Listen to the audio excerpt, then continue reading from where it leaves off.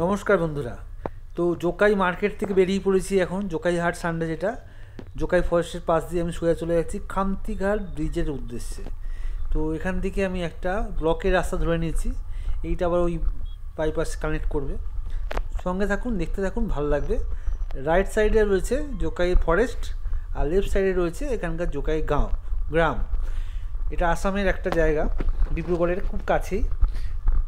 তো এখানে সচরাচর আমার আসা হয় না। আজকে সানডে ছুটির দিন ছিল, সকাল সকাল বেরিয়ে পড়েছিলাম।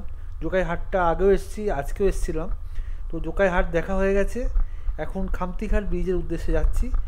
ওই জায়গাটা অনেকেই যায়, পিকনিক করে, আমার কোনো দিন যাওয়া হয়নি। তো আজকে বেরিয়ে পড়েছি। তো সকালবেলা, আশা করি ভালোই লাগবে আপনাদের, একটু শেয়ার করে দিলাম। আর এখানে পরিবেশটা আপনারা একবার দেখুন। এই যে রাস্তাটা দেখুন, গাছের পাশের যে গাছগুলো পাতা হলুদ হলুদ হয়ে গেছে, কি সুন্দর লাগছে। ব্লক ব্লক দেওয়া মানে মানুষজন সেরকম নেই, ব্লকের রাস্তা, দুদিকে সুন্দর সুন্দর এরকম হলুদ পাতার গাছ, আর অসাধারণ একটা পরিবেশ। আপনারা অবশ্যই কমেন্ট করে জানাবেন কিন্তু এই রাস্তাটা আপনাদের কেমন লাগলো। আর আমার এই রকম নতুন নতুন রাস্তা বা এরকম সুন্দর সুন্দর পরিবেশ দেখতে অসাধারণ লাগে, আর শেয়ার করতেও ভালো লাগে। আর সেই জন্যই আপনাদের জন্য শেয়ার করলাম। যাদের ভালো লাগে কমেন্ট করে কিন্তু জানাতে ভুলবেন না, তাহলে কিন্তু আমি এরকম ভিডিও আনবো। বাইপাস কানেক্ট করে গেছে আমার রাস্তা, এখন বাইপাস ধরে সোজা যাব খামতিঘাট ব্রিজ, মানে যেটা বুড়ি দিহিং নদীর উপর দিয়ে ব্রিজটা, ঠিক আছে। তো ওই ব্রিজ পর্যন্তই আমার আজকে ডেস্টিনেশন।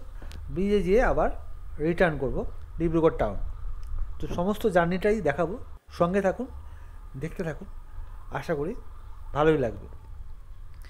দেখেছেন এই রাস্তা দুপাশে গ্রামগুলো, আর এখানে গাছপালা, সবুজ পরিবেশ। টাউনের ওই অনেক বেশি বেশি বাড়ি ঘর, ইট পাথরের পরিবেশ থেকে অনেকটা নিরিবিলি পরিবেশ, মনের মধ্যে একটা আলাদা উদ্যম এনে দেয়, মনের মধ্যে একটা সতেজতা নিয়ে আসে। এই সবুজ ছোঁয়া, সবুজ কিন্তু আমাদের মস্তিষ্ককে অনেক চনমনে করে তোলে।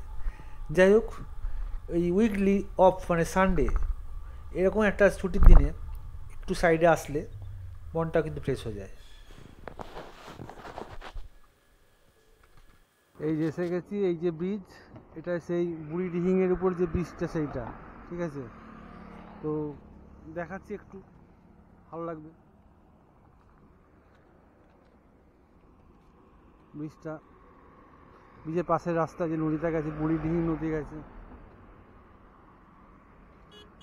আর এখান থেকে রাস্তা গেছে, অনেকদিন আসবো আসবো করে আসা হয়নি, তো আজকে আসলাম। আর এদিকে সবুজ সবুজ, শুধু সবুজ, ভালো লাগছে। হ্যাঁ, যাই হোক বন্ধুরা, অবশ্যই কমেন্ট করে জানাবেন আপনাদের ভিডিওটা কেমন লাগলো, আশা করি ভালোই লাগবে।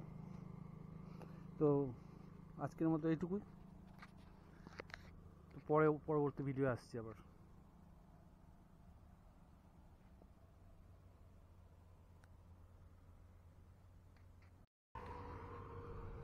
ঠিক আছে, টার্গেট ফুলফিল, এবার রিটার্ন করব।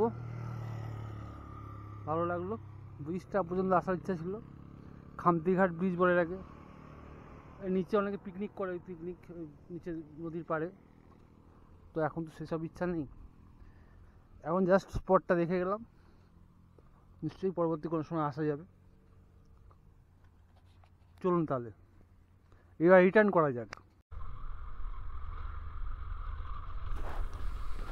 তো এখন ফেরার রাস্তাটা একটু দেখাচ্ছি। এখন যেখান দিয়ে এসছি ওই একই জোকাই জঙ্গলের পাশ দিয়ে, জোকাই ফরেস্টের পাশ দিয়ে আস্তে আস্তে আমি শেষা টি গার্ডেন হয়ে ডিব্রুগড়ে রিটার্ন করব। দেখুন আস্তে আস্তে রাস্তায় ভিড় বাড়ছে।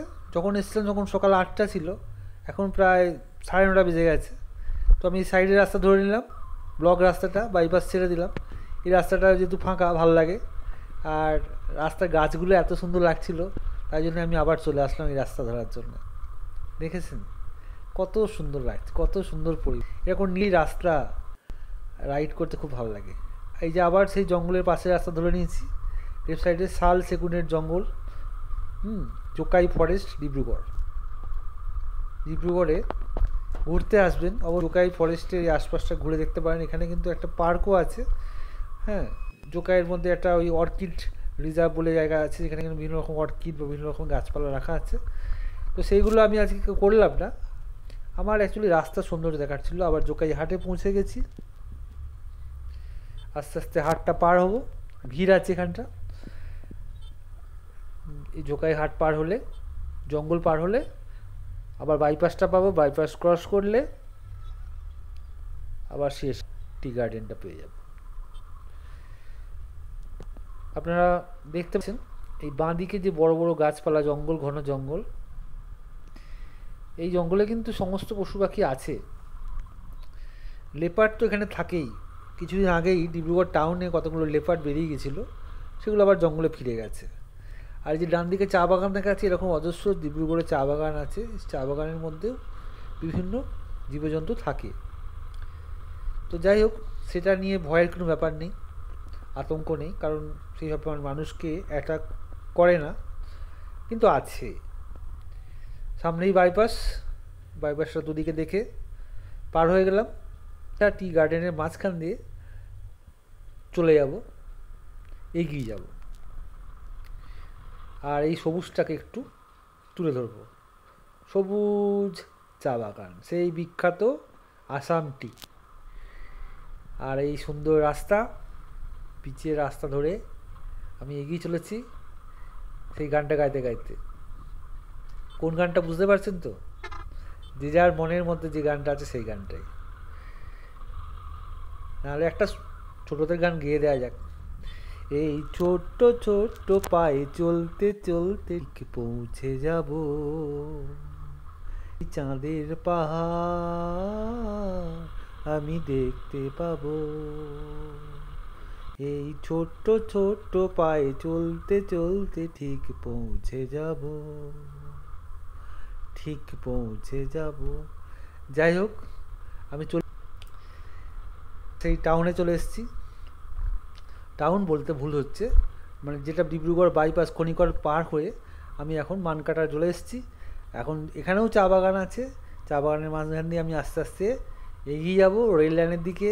রেল লাইন পার করলে পাবো টিভি সেন্টার মার্কেট, তারপরে টাউন পেয়ে যাব। তো মাঝখানে রেল লাইন এসে গেছে, রেল ছিল, ট্রেনটা চলে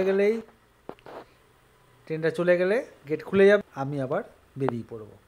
তো বন্ধুরা, সামনে বাজার আছে, আপনারা অবশ্যই কমেন্ট করে জানাবেন আজকের এই স্কুটি রাইডটা আপনাদের কেমন লাগলো। যদি ভালো লেগে থাকে অবশ্যই কমেন্ট করে জানাবেন। আমি নিশ্চয়ই এরকম নিত্য নতুন ব্লগ আরও আপনাদের সামনে নিয়ে আসবো।